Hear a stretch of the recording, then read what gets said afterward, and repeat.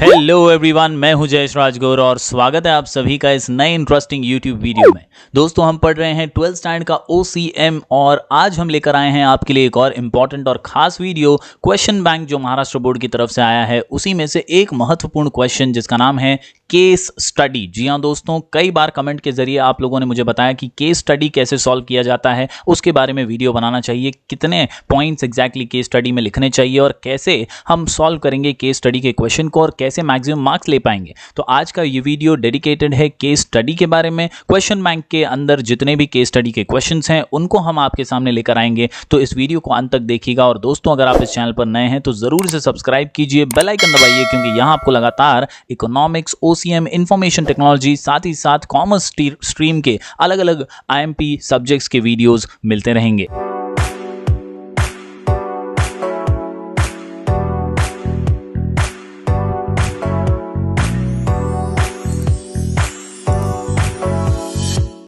तो दोस्तों, जब बात आती है केस स्टडी के क्वेश्चन की तो याद रखिए क्वेश्चन पेपर पैटर्न के अनुसार क्वेश्चन नंबर 3 में ये क्वेश्चन पूछा जाएगा। जी हाँ दोस्तों, study the following case situation and express your opinion. याद रखिए एनी 2 आउट ऑफ 3, यानी 3 क्वेश्चन दिए होंगे, 3 सिचुएशंस दिए होंगे, आपको उनमें से किसी 2 को आंसर करना है। 3 मार्क्स ईच, यानी कुल मिलाकर के 6 मार्क्स के लिए क्वेश्चन पूछा जाएगा। दोस्तों, केस स्टडी को सॉल्व करने के लिए आपको थोड़ा बहुत चैप्टर नॉलेज होना जरूरी है। कहीं ना कहीं आपको अगर चैप्टर पढ़े हुए हैं, उनके बारे में आपको आइडिया है, तो आप ओन वर्ड्स में इसको आसानी से आइडेंटिफाई करके आंसर लिख पाएंगे। बेसिकली दोस्तों, क्वेश्चन में आपको एक सिचुएशन दी गई होगी और उसके नीचे 3 छोटे छोटे प्रश्न पूछे गए होंगे। उन 3 क्वेश्चंस का अगर आप अच्छे से आंसर दे देते हैं, अपने ओन वर्ड्स में अपने आप को एक्सप्रेस करते हैं, अपना ओपिनियन देते हैं अच्छे से, तो आपको 3 मार्क्स आसानी से मिल जाएंगे। और 3 में से 2 आपको सॉल्व करने हैं, आपको 6 मार्क्स पूरी तरह से मिल जाएंगे। ये PDF बहुत ज्यादा इंपॉर्टेंट है दोस्तों, क्योंकि इस PDF के अंदर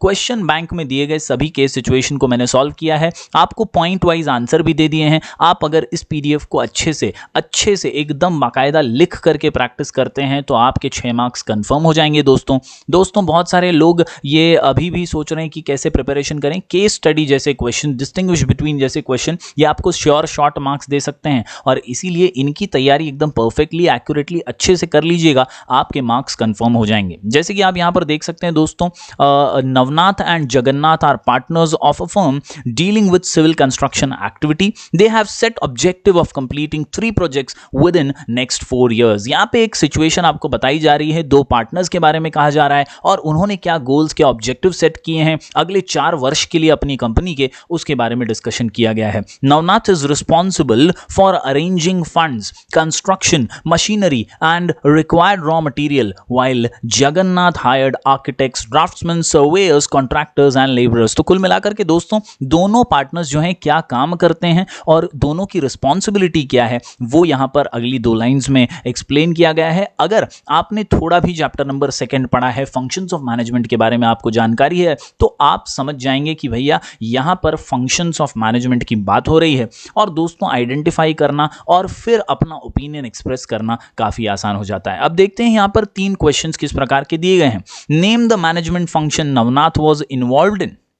इसके अलावा दूसरा क्वेश्चन है who did staffing for the firm, यानी फर्म के लिए स्टाफिंग फंक्शन किसने किया। इसके अलावा which management function Navnath and Jagannath did jointly। दोस्तों, हमेशा याद रखिए case situation and express your opinion में अगर 3 प्रश्नों का आप सही उत्तर दे देंगे तो आपके 3 मार्क्स परफेक्टली बन जाएंगे। कुल मिलाकर के 6 मार्क्स के लिए आपको 2 सिचुएशन अच्छे से पढ़नी है और उनके अनुसार आपको आंसर देना है। दोस्तों, अगर आपने चैप्टर नंबर 2, 4, 8 अच्छे से किया है, कंज्यूमर प्रोटेक्शन चैप्टर नंबर 7 अच्छे से किया है, तो मुझे ऐसा लगता है कि आप ये क्वेश्चन में 6 मार्क्स पूरे अच्छे से हासिल कर लेंगे, क्योंकि ज्यादातर केस स्टडी के अंदर यहां से ही क्वेश्चन आने के चांसेस लग रहे हैं। दोस्तों, अभी इस क्वेश्चन की अगर बात करें तो सॉल्यूशन मैंने यहां पर बनाया है, पॉइंट वाइज सॉल्यूशन है, आप जरूर इसकी लिखकर प्रैक्टिस कीजिएगा।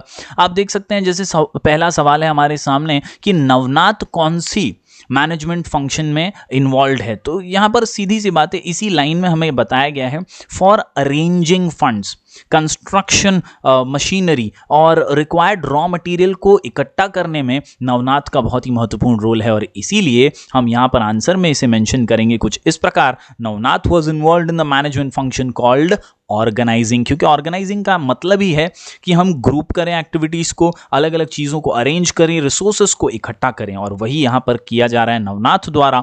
ऑर्गेनाइजिंग के बारे में एक लाइन अपने ओपिनियन के तौर पर हम यहां पर एक्सप्रेस कर रहे हैं, जो आप मीनिंग या डेफिनेशन में से निकाल सकते हैं। Organising is the process of identifying, bringing the required resources together, grouping and arranging them properly for achieving the objectives. इसके अलावा दूसरे प्रश्न की बात करें तो दूसरा क्वेश्चन कहता है who did staffing for the firm, यानी स्टाफिंग का जिम्मा किसने उठाया है। तो ऊपर जो केस सिचुएशन हमें नजर आ रहा है इसमें से आप देख सकते हैं यहां पर जगन्नाथ के बारे में जो हमें इंफॉर्मेशन दी गई है उसमें दिखाया गया है कि Jagannath hired architects, draughtsman, surveyor's, contractors and labourers. तो बहुत ही सिंपल सी बात हो जाती है दोस्तों, यहां पर हमें समझ में आ जाता है कि स्टाफिंग का काम कौन कर रहा है, तो वो जगन्नाथ ही कर रहा है और यहां पर हमें दूसरे प्रश्न का भी उत्तर मिल जाता है। Jagannath did staffing for the firm, क्यों? क्योंकि it is one of the functions of management which involves attracting, recruiting, selecting, placing, appraising, remunerating, developing and retaining the best workforce. ये स्टाफिंग का ही मीनिंग और डेफिनेशन यहां पर उठा करके मैंने डाल दिया है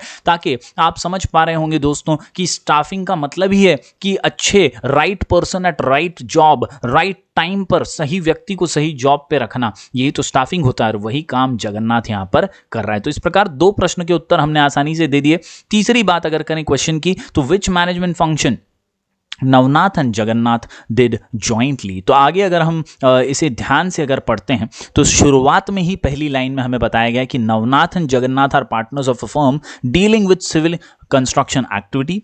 दे हैव सेट, जी हां, दे हैव सेट यानी दोनों ने साथ में क्या सेट किया है, दे have set objective of completing 3 projects with in next 4 years। तो यहां पर दोस्तों आप समझ सकते हैं कि इन्होंने प्लानिंग की हुई है, क्योंकि प्लानिंग फंक्शन में ही तो हम ऑब्जेक्टिव सेट करते हैं, गोल्स तय करते हैं, एक रोड मैप तैयार करते हैं और वही इन्होंने किया है और इसीलिए तीसरा प्रश्न भी काफी आसान हो जाता है। Navnath and Jagannath jointly engaged in the function of planning. It involves deciding in advance what to do, how to do it, when to do it and who is to do it. तो दोस्तों बेसिकली कुछ इस प्रकार आप case study को आसानी से solve कर सकते हैं। थोड़ा बहुत अगर आपको चैप्टर नॉलेज है, आपने 2, 4, 8 और 7th चैप्टर भी थोड़ा बहुत पढ़ा है, तो आप आसानी से केस सिचुएशन या केस स्टडी के क्वेश्चंस को आसानी से सॉल्व कर पाएंगे। बेसिकली दोस्तों याद रखिए 3 प्रश्न होंगे, एक सिचुएशन होगी, 3 प्रश्नों का सही जवाब और 3 मार्क आपकी जेब में। चलिए अब बढ़ते हैं आगे, इसी पीडीएफ के अंदर दूसरे प्रश्न की ओर बढ़ते हैं। दूसरा प्रश्न है यहां पर दोस्तों दूसरी केस स्टडी के रूप में, Mrs Harshali started new business few years ago. Her customers are located in different parts of the country and hence they are directly depositing bill amount in her business account. She used to pay various payments from this account only. अब ध्यान से देखिएगा दोस्तों, यहां पर बात हो रही है हर्षाली मैडम की, जिन्होंने एक बिजनेस कुछ साल पहले शुरू किया है। दोस्तों उसके कस्टमर्स जो हैं वो अलग अलग देश के अलग अलग हिस्सों में हैं और इसीलिए वो लोग डायरेक्टली पैसा जो है डिपॉजिट कर देते हैं उनके बिजनेस अकाउंट में। बिजनेस अकाउंट में, बिजनेस अकाउंट में, जी हाँ दोस्तों जोर देकर कह रहा हूं बिजनेस अकाउंट में, यानी यहां पर आपको समझ में आना चाहिए कि करंट अकाउंट के बारे में बात हो रही है। शी यूज्ड टू पे various payments from this account only, यानी इसी अकाउंट से पेमेंट हो जाते हैं। हमने पढ़ लिया दोस्तों, अब इसका अप्रोच आपको ऐसे ही रखना है, पहले केस को पढ़ो, सिचुएशन को पढ़ो, डायरेक्टली क्वेश्चन आंसर्स पे मत आ जाओ। पहले आप सिचुएशन को अच्छे से पढ़ो, कोशिश करो समझने की। आपको क्वेश्चन यानी केस पढ़कर ही समझ में आ जाना चाहिए कि ये कौन से चैप्टर का होगा। अगर नहीं आ रहा है तो फिर आप आगे जाइए, क्वेश्चंस को रीड कीजिए, थोड़ा दिमाग दौड़ाइए। 2, 4, 7, 8 में से कहीं ना कहीं आपको कहीं ना कहीं कुछ ना कुछ तो मिलेगा। अगर नहीं मिल रहा है तो हो सकता है कि ये किसी और चैप्टर का हो, लेकिन मोस्ट प्रोबेबली तो इन्हीं चैप्टर से होगा। अभी जैसे यहां पर हम देखें तो पहला प्रश्न है हमारे सामने, identify type of account maintain by Mrs Harshali. तो यहां पर सिंपल सी बात हो गई, बिझनेस अकाउंट मेंटेन किया है म्हणजे वाघाचे पंजे इकडे आपल्याला करंट अकाउंट दिसतोय। जी हां, बिझनेस अकाउंट यानी करंट अकाउंट। तो यहां पर हम आसानी से लिख देंगे current account is maintained by Miss Harshali, such account is usually operated by businessman, companies, corporation, public bodies, trust और एनी अदर कमर्शियल ऑर्गेनाइजेशन। तो इस प्रकार आसानी से पहले उत्तर को हम दे चुके हैं। दूसरा प्रश्न पढ़ते हैं, suggest any one modern way of money transfer to Miss Harshali, यानी कोई मॉडर्न वे आप सजेस्ट कीजिए कैसे और कोई तरीके से, क्योंकि हमने पढ़ा यहाँ पर कि अलग अलग देश के हिस्सों से उन्हें पैसे उनके कस्टमर्स डिपॉजिट करके देते हैं, तो कौन से ऐसे अलग अलग तरीके हैं जिनसे पैसे ट्रांसफर किए जा सकते हैं। तो can transfer money using NEFT, RTGS, IMPS, mobile banking and internet banking, इन अलग अलग चीज़ों का इस्तेमाल करके, अलग अलग वेज का इस्तेमाल करके, मॉडर्न वेज का इस्तेमाल करके मनी ट्रांसफर किया जा सकता है। बढ़ते हैं दोस्तों तीसरे प्रश्न की ओर आसानी से, what kind of facility does she get on her bank account. तो दोस्तों यहां पर क्वेश्चन जो है ये कुछ अलग सा है। याद रखिए कई बार केस स्टडी के अंदर ऐसा क्वेश्चन भी आएगा जो आपको यहां पर ऊपर पैराग्राफ में ना दिया हो। आपको आइडेंटिफाई करना है कि भैया करंट अकाउंट है तो करंट अकाउंट होल्डर को क्या फैसिलिटी मिलती होगी, और इसीलिए मैंने शुरुआत में कहा कि आपको चैप्टर नॉलेज होना बहुत जरूरी है। अभी जैसे बिजनेस सर्विसेज में हमने देखा है कि करंट अकाउंट होल्डर को कहीं ना कहीं एक ओवरड्राफ्ट की फैसिलिटी मिलती है, बिजनेस अकाउंट होल्डर्स को यह फैसिलिटी दी जाती है, और उसी की यहां पर बात की जा रही है। What kind of facility does she get on her bank account. तो याद रखिए Miss Harshali gets overdraft facility on her bank account. Under this facility, the customer is allowed to withdraw more than what is currently outstanding. म्हणजे थोडे जास्त पैसे पण आपण withdraw करू शकतो जर आपल्याकडे करंट अकाउंट आहे। तो currently outstanding in the account up to a certain pre decided limit. तो ये उम्मीद करता हूं आप ये सेकंड जो केस सिचुएशन है वो भी समझ पाए होंगे। किस तरह से आपको 3 अच्छे से उत्तर देने हैं, प्रेजेंट करना है पॉइंट वाइज आंसर को, और आसानी से आप मार्क्स स्कोर कर लेंगे। चलिए बढ़ते हैं तीसरे केस स्टडी की ओर। ये पीडीएफ बहुत ही महत्वपूर्ण है दोस्तों, टेलीग्राम ग्रुप में पीडीएफ में डाल दूंगा कुछ ही देर में, आपको वहां से ये डाउनलोड कर लेना है और लिख कर इन केस स्टडीज की प्रैक्टिस करनी है। छोटे छोटे 2-3 सेंटेंसेस के केस सिचुएशन आपके सामने होंगे, ओन वर्ड्स में लिखने से हिचकिचाइएगा मत, फंक्शंस को अच्छे से समझिएगा, केस सिचुएशन को अच्छे से समझिएगा, और फिर उसके हिसाब से आप आंसर आसानी से दे पाएंगे। ज्यादातर आंसर 1 वर्ड या 2 वर्ड या 1 सेंटेंस का ही होगा। ओन वर्ड्स में आपको अपना ओपिनियन भी एक्सप्रेस करना है। चलिए बढ़ते हैं आगे। Mister Sadagoppan is a businessman. तीसरा case, Mr. Sadgopan is a businessman. He has 2 factories in Indore and Bhopal. He lives in Bhopal with his wife and 2 daughters aged 5 and 8 years. Simple सोपं एकदम, एका वाक्यात 2 वाक्यात तुम्हाला इकडे 2-3 सेंटेन्स मध्ये सदगोपन नावाचा बिझनेसमॅन आहे आणि त्याची 2 फॅक्टरीज आहे इंदोर आणि भोपालमध्ये। स्वतः भोपालमध्ये राहतो, उसकी एक वाइफ है और 2 डॉटर्स हैं, 5 साल और 8 वर्ष की उम्र है। चलिए अब सवाल देख लेते हैं। पहला सवाल, can Mr Sadagopan take life insurance policy for 2 children. हा, क्या प्रश्न पूछा गया, एकदम सिंपल सा, यस या नो में आंसर दे देंगे। भैया हाँ 2 बच्चे हैं, ले सकता है, पॉलिसी लेना चाहिए जिंदगी में। Yes. Is child insurance suitable for wife of Mr Sadagoppan. ये तो मजाक कर रहा है अपने साथ। चाइल्ड इंश्योरेंस सूटेबल है क्या? चाइल्ड इंश्योरेंस तो चाइल्ड के लिए होता है, वाइफ के लिए नहीं होता है, तो यहां पर हम उत्तर दे देंगे नो। चलिए बढ़ते हैं आगे। Which type of insurance should be Mr Sadagopan take for protecting his factories from loss due to fire. प्रश्नातच उत्तर लपलेला है, लॉस ड्यू टू फायर, तो हम यहां पर फायर इंश्योरेंस पॉलिसी ले लेंगे। चलिए पढ़ते पढ़ते ही जवाब आ गया। आप एक बार आंसर्स को भी देख लेते हैं पॉइंट वाइज कैसे प्रेजेंट किया गया। सबसे पहले yes, Mr Sadagopan can take life insurance policy for his children, in particular he can purchase child insurance policy for them. It is a saving cum investment plan design to meet children's future financial needs. इसके अलावा दोस्तों दूसरे प्रश्न की बात करें तो child insurance क्या सूटेबल है वाइफ के लिए, तो no, child insurance is not suitable for wife of Mr Sadagopan, क्योंकि ये तो बच्चों के लिए होता है, it is not for wife. चलिए मिस्टर सदगोपन, तीसरा प्रश्न जो है ये फैक्ट्रीज के बारे में है, तो क्या यहां पर लॉस ड्यू टू फायर के लिए कौन सी इंश्योरेंस पॉलिसी, तो Mr Sadagopan can take fire insurance policy for protecting his factories from loss due to fire. तो उम्मीद करता हूं दोस्तों ये तीसरा केस स्टडी भी आप समझ पाए होंगे काफी आसानी से। बढ़ते हैं दोस्तों आगे। आपको इसी प्रकार क्वेश्चन को अच्छे से पढ़ना है, कई बार बड़ा केस सिचुएशन भी आपके सामने आ सकता है, और ये अगला वाला कुछ ऐसा ही है। यहां पर थोड़ा सा बड़ा सा केस आपके सामने, बड़ी सी सिचुएशन दी गई है, और वंस अगेन 3 प्रश्न पूछे गए हैं। चलिए इस केस सिचुएशन पर नजर डालते हैं। जी हां, शीर्ष shifted some furniture to his office and issues a check of rupees 20,000 to MV Movers Limited। भैया फर्नीचर शिफ्ट किया है और MV Movers Limited के नाम का चेक भी इशू किया है। बढ़ते हैं आगे। Balance in his account is rupees 15,000। क्या बात है, 15,000 बैलेंस है, 20,000 का चेक दे रहा है, क्या बात है। Still bank clears the cheque. Bank ने फिर भी चेक को क्लियर कर दिया। Shirish also wants to renovate his office, so he applies for a loan of rupees 25 lakhs which bank sanctions and transfer the amount of loan account. मतलब उसे अपने office को रिनोवेट करना है और उसके लिए 25 लाख का लोन उसने अप्लाई किया है, बैंक ने वो लोन सैंक्शन किया है और वह 25 लाख का लोन जो है वो उसके लोन अकाउंट में बैंक ने ट्रांसफर भी कर दिया है। क्या बात है। But Shirish withdrew only rupees 15 lakhs। Shirish accepted a bill of exchange for rupees 5 lakhs drawn upon by him by MS Creative Furnitures for supplying new furniture for his office। अब यहां पर दोस्तों एक बिल ऑफ एक्सचेंज है 5 लाख का MS creative furnitures द्वारा दिया गया नए फर्नीचर के बदले में। It is due on 31 May 2021 but creative furnitures needed money on 1 April। 31 मई को वो पास होने वाला था, ड्यू था बिल ऑफ एक्सचेंज, लेकिन क्रिएटिव फर्नीचर्स जो है उन्हें तो 1 अप्रैल को ही पैसे चाहिए। They got 4.75 lakhs from the bank on the basis of the same bills of exchange. तो बैंक से 4.75 lakhs तो मिल गए उसी बिल ऑफ एक्सचेंज के आधार पर। तो ये पूरी केस सिचुएशन है, जरा भी घाई नहीं करना है जब बड़ा प्रश्न हो। अब हम जो नीचे 3 क्वेश्चंस दिए हैं उन्हें एक एक करके पढ़ते हैं और फिर उनके आंसर्स की ओर गौर करते हैं।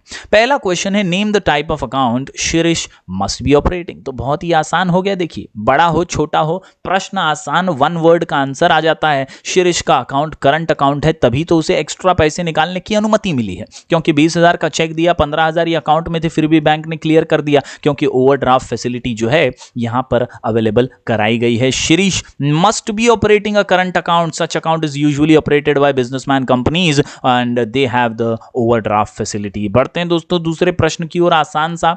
On which amount Shirish will have to pay interest on loan.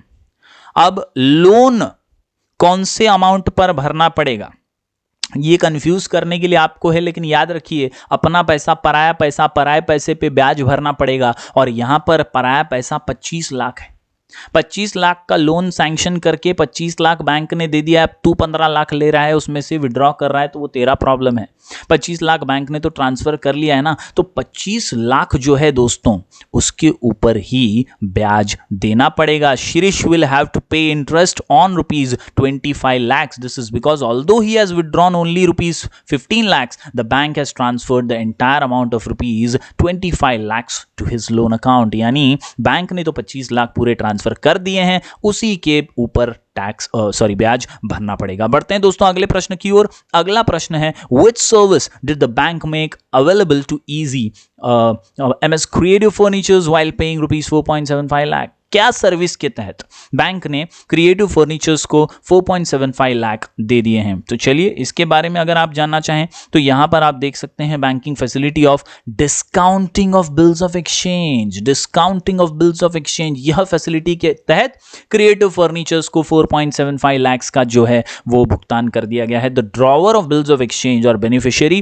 Can discount the bill with bank to obtain an advance amount. यानी एडवांस अमाउंट लेने के लिए जो है मंजूरी यहां पर मिल जाती है, इसी को discounting of bills of exchange कहते हैं। क्योंकि हमने पढ़ा कि दोस्तों मई में ड्यू था, 31 मई को मिलने वाला था, क्रिएटिव फर्नीचर्स को 1 अप्रैल को चाहिए था, तो बैंक ने बोला ठीक है भाई जल्दी देती हूं लेकिन थोड़ा कम दूंगी, चलेगा 4.75 लाख। इसी को बोलते हैं discounting of bills of exchange. At the time of maturity the bank will recover the amount from the ड्रॉई। तो उम्मीद करता हूं दोस्तों ये चौथा नंबर का केस सिचुएशन आप समझ पाए होंगे और उसके उत्तर भी आप लिखकर जरूर प्रैक्टिस करेंगे। बढ़ते हैं दोस्तों आगे, 5वें नंबर का हमारा जो केस स्टडी है, यहां पर कुछ पॉइंट्स में दिया गया। मैं अलग अलग प्रश्न इसके लिए ले रहा हूं क्योंकि यहां पर क्वेश्चन बैंक के अंदर अलग अलग टाइप से प्रश्न पूछे गए हैं। यहां पर पॉइंट वाइज आपको केस दिया गया है। Following are the details of tinned food. और पहला ही डिटेल आपको दिख रहा है पहले पॉइंट पे, मिक्स चीजी मसाला। आहा। दूसरे पॉइंट पे आपको दिख रहा है बैच नंबर कुछ दिया गया है, डेटेड 17/3/2021 और कुछ टाइम भी दिया गया है। इसके अलावा manufactured by MS great taste food limited, manufacturing की डेट दी गई है 17/3/2021, बेस्ट बिफोर 8 मंथ्स, रुपीज बताया गया है 130 रुपए 200 ग्राम।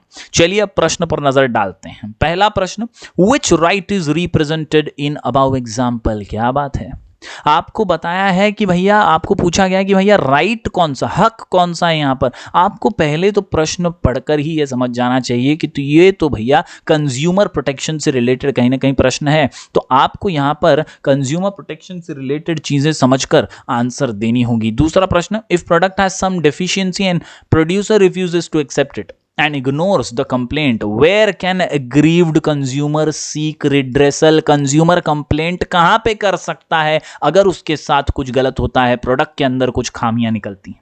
अगला question, state the name of the act, मतलब कौन से कायदे के तहत ये हो सकता है। तो बेसिकली दोस्तों देखिए, कंज्यूमर प्रोटेक्शन में आपको डिटेल्स कुछ दी हैं, प्रश्न कुछ पूछा है, आपको उसके तहत आंसर देना है, तो आपको थोड़ा बहुत चैप्टर नॉलेज होना जरूरी है। सबसे पहले प्रश्न का उत्तर देना है, तो right to information is represented in the above example. According to this right, consumer should be provided with adequate information, और वही जानकारी पूरी तरह से यहां पर बता दी गई है प्रोडक्ट के ऊपर, कब वो बना था, कब मैन्युफैक्चर हुआ था, क्या डेट था, क्या टाइम था, कहां हुआ था, सब कुछ यहां पर बता दिया गया है। पहले राइट टू इंफॉर्मेशन। इसके अलावा दूसरे प्रश्न की बात करें तो if product has some deficiency and producer refuses to accept it and ignores the complaint, where can aggrieved consumer seek redressal. कुठे जाऊ शकतो, कुठे कंप्लेंट करू शकतो, तो याद रखिए, in this case aggrieved consumer can approach consumer redressal forums at the district, state and national level. जैसे आपको पता ही है, डिस्ट्रिक्ट लेवल पर भी एक कंज्यूमर रिड्रेसल फोरम है, स्टेट लेवल पर भी है, नेशनल लेवल पर भी है, तो यहां पर दोस्तों वो जाकर के कंप्लेंट कर सकता है। दोस्तों यहां पर एक नोट मैंने डाल दिया है, we do not know the quantity of tinned food purchased, hence it is difficult to estimate whether the consumer will seek redressal at district, state और national level। कितना करोड़ों का, कितने लाखों का या कितना अमाउंट परचेज किया है वो हमें क्वेश्चन में नहीं बताया गया, इसलिए हमने तीनों ही यहां पर लिख दिया है, डिस्ट्रिक्ट, स्टेट या नेशनल लेवल। तीसरे प्रश्न की बात करें, state the name of the act, तो याद रखिए एक्ट तो एक ही है, consumer protection act 2019, that has established 3-tier quasi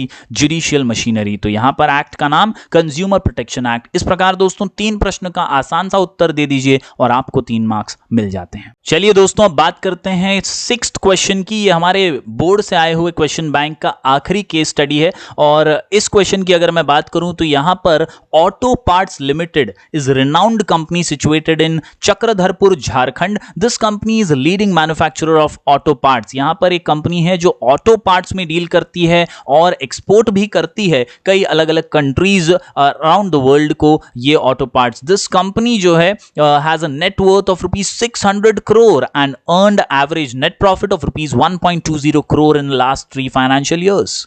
दोस्तों the company has formed committee of directors to look after the CSR activities of the company. तो दोस्तों आप समझ सकते हैं यहां पर कंपनी की जानकारी दी गई है, और वंस अगेन 3 प्रश्न उसके नीचे, आपको इन 3 प्रश्नों का आसानी से उत्तर दे देना है और आपको 3 मार्क्स मिल जाएंगे। दोस्तों मैं फिर एक बार दोहरा दूं, ये PDF बहुत महत्वपूर्ण है, क्वेश्चन बैंक का सॉल्यूशन है, इसके अंदर अच्छे से 3-3 पॉइंट्स लिख करके अगर आप प्रैक्टिस करेंगे तो आप केस स्टडी को OCM में क्रैक कर लेंगे। इतना भी अगर आपने कर लिया, मैं आपको बताता हूं दोस्तों कि केस स्टडी को सॉल्व करना आपके लिए काफी आसान हो जाएगा। चैप्टर 2, 4, 8 अच्छे से कीजिए, 7 चैप्टर कंज्यूमर प्रोटेक्शन अच्छे से कीजिए, उतने में से ही आपको केस स्टडी लिखने के लिए कहीं ना कहीं आसानी होगी। दोस्तों any 2 you have to solve out of 3, तो 2 तो आपको डेफिनेटली इन्हीं चैप्टर्स से मिल जाएंगे। जी हां दोस्तों, पहला प्रश्न यहां पर फिर एक बार, provision of which section is applicable in case company follow CSR activities. Provision कौन से हैं, सेक्शन कौन से हैं CSR एक्टिविटीज के, वो पूछा गया है। इसके अलावा how much amount company needs to spend on CSR activities, और आखिर में how many directors are required to constitute CSR committee. यानी ये बेसिक से क्वेश्चन पूछे गए हैं, ऊपर जानकारी अलग दी गई है और अब आपको प्रश्न कुछ अलग पूछे गए हैं।